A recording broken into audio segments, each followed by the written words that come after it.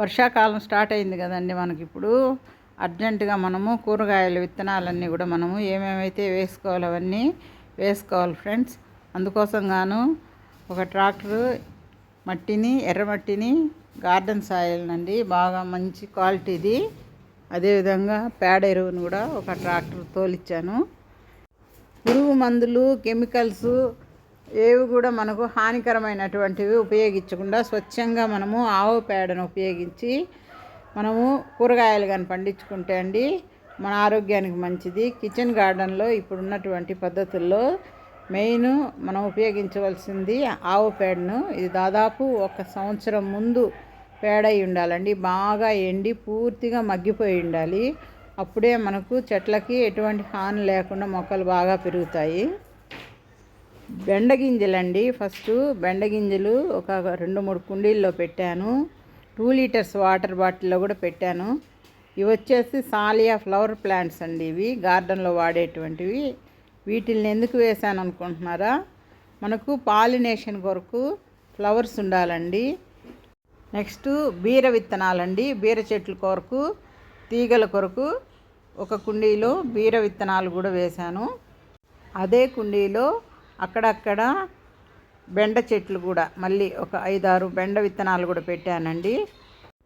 ప్రతి టబ్బులోనండి అడుగు భాగంలో ఒక లేరు పెద్ద ఇసుకను పోసాను.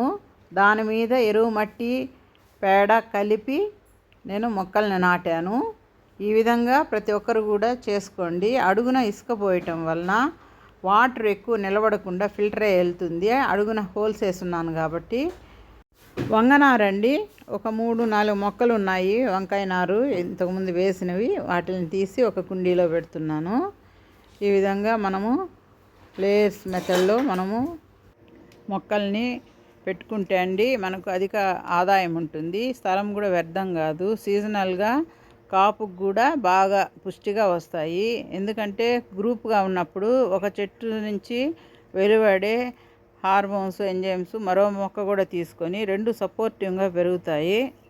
టమోటాలు కూడా అండి. 2 టమోటాలని సన్నని ముక్కల కింద కలిపి నీళ్ళల్లో కోసి వాటిని విత్తనాల కింద వేశాను. ఇవి ఒక వారం లోపల మనకు దాదాపు వచ్చేస్తుందండి. నారు కూడా మనకు కావాల్సిన కుండీల్లోకి కూడా షిఫ్ట్ చేసుకోవచ్చండి. ఈ విధంగా మనము మొక్కల్ని మనకు కావాల్సిన విధంగా పెంచుకోవచ్చు. ఇంకొక కుండీలో అండి చుక్కాకు, ఇంతకుముందు నేను చుక్కాకు వీడియో కూడా చేస్తున్నాను ఫ్రెండ్స్. పాత వీడియోస్ కూడా మీకు నా యొక్క వీడియోస్ నచ్చినట్లయితే ఫాలో అవ్వమని కోరుకుంటున్నాను. చుక్కాకు విత్తనాలు వచ్చినప్పుడు అవన్నీ ఎత్తి పెట్టానండి. చుక్కాకుతో పాటు అండి చిర్రాకు గింజలను కూడా వేస్తున్నాను.